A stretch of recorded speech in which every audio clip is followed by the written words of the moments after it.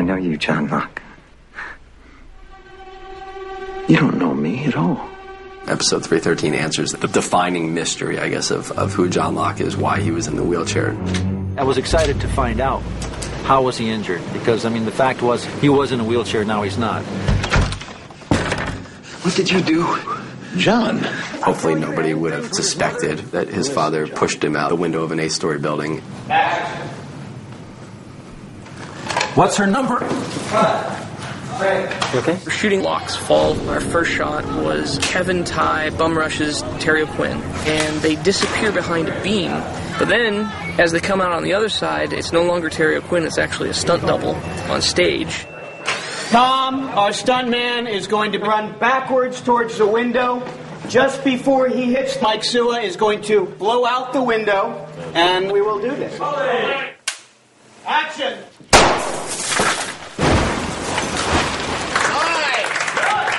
Very good, everybody. We had a 60-foot blue screen up the side of the building, and the same stunt guy was basically dropped from a high decelerator in a complete free fall. Here we go. 3, 2, 1, drop!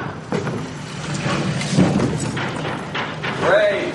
And then we wanted to have a shot that you could tell that it was Terry O'Quinn and not a stuntman. They strapped some wires to me and put me over a big pad and basically just lowered me down. A little fast, a little slow, but it was fairly pleasant. And we put this together, and I just think it looked really good, and it was really scary, and it surprised a lot of people. Tell me, John, did it hurt? The proverbial shoe is on the other foot because now Locke has the power over Ben. He's very much the one in a position of control, and it was really fun, given how strong Ben is, to see him in scenes with Locke, who has a very similar, powerful energy. How is it that you think you know this island better than I do? Because you're in the wheelchair, and I'm not. He's being tested because Locke is in some ways competition for him. And that is terrifying to Ben, because he feels, I think, as if the island has betrayed him. As far as Ben's concerned, I don't think Locke's looking at him as a bad guy or a good guy. He's an adversary. Like everything else, I think Locke wants answers. I can tell you where Jack is. I'm looking for the submarine. We finally get to build our sub. Because it's styrofoam, it will float. It's sort of like a giant surfboard. It'll have a steel frame inside, so it'll stay relatively strong. But the styrofoam's pretty tough. A little paint, a little lighting, some atmospheric smoke, I think we should be able to sell it. This is painted and so on to make it look like the top side of a submarine. The actual interior is a different location on a real World War II submarine at Pearl Harbor. Rolling. Turn back. I have that hit. Here we go. Let's do it. Okay, here we go, guys. Right away. The submarine it's a wild card. It can bring people to the island. It can take people from the island. And Locke says, I don't want to go home. Hey, hold it right there. Come on, down on the ground. I'm sorry, Jack. Sorry for what? 1, 2, 3. Locke's flaw in his backstory is inaction. And on the island, he's become a man of action. He becomes very much obsessed with making sure nobody gets off the island. There's very little in his past that he wants to return to. You know, almost everything he leaves behind, he wants to leave behind for good. Certainly John Locke's personal story wasn't meant to end with him falling out that window and dying, as most people would, but he survived, perhaps for a reason. Locke definitely believes that there's an answer. And I don't think we've seen what Locke will do. I don't think we've seen how far Locke will go to find out who he is.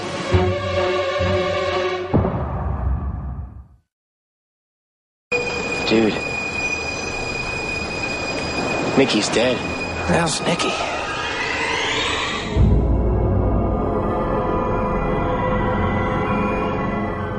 Boone took the water. This episode, 314, follows the failing fortunes of two relatively new characters on our show, Nikki and Paolo. And part of the trick, technically and narratively, is finding a way of integrating our new characters into scenes that have been shot over the last 3 seasons, so as to indicate to the audience that these characters have always been part of the tapestry of our castaways. Where did you say you found that case? Cut. thought that was really cool, too, how it was integrated in these sort of classic scenes. And we were the conversation before that scene happened, or, you know, we were the moment after.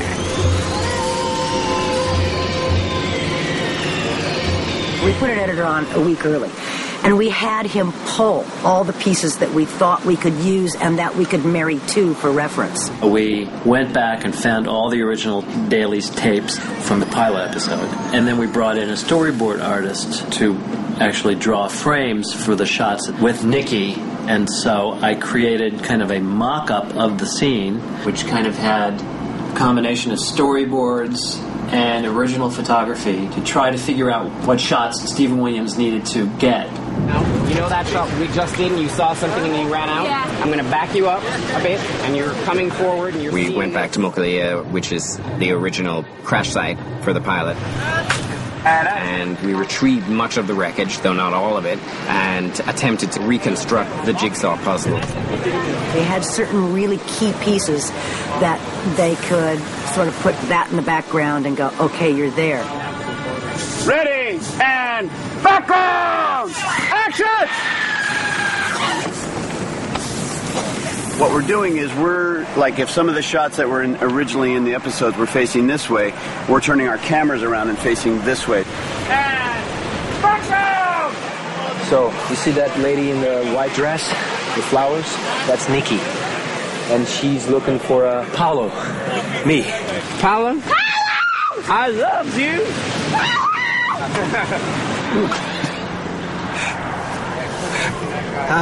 See? You didn't think you'd see me again. Many of you hoped you wouldn't. Hello! Are we alive?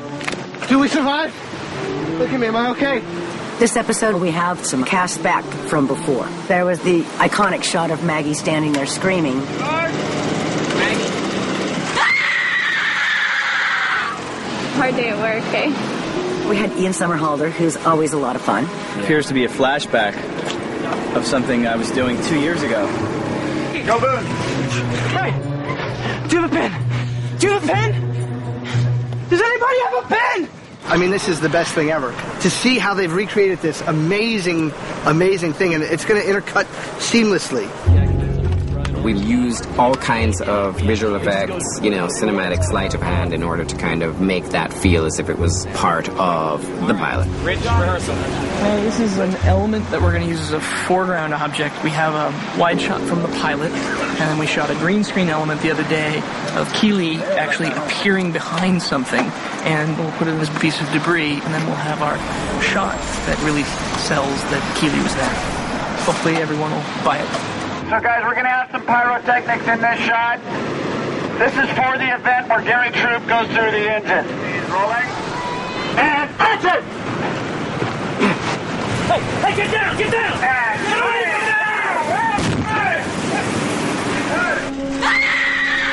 It's a pretty extreme, intense situation. That was a really difficult day.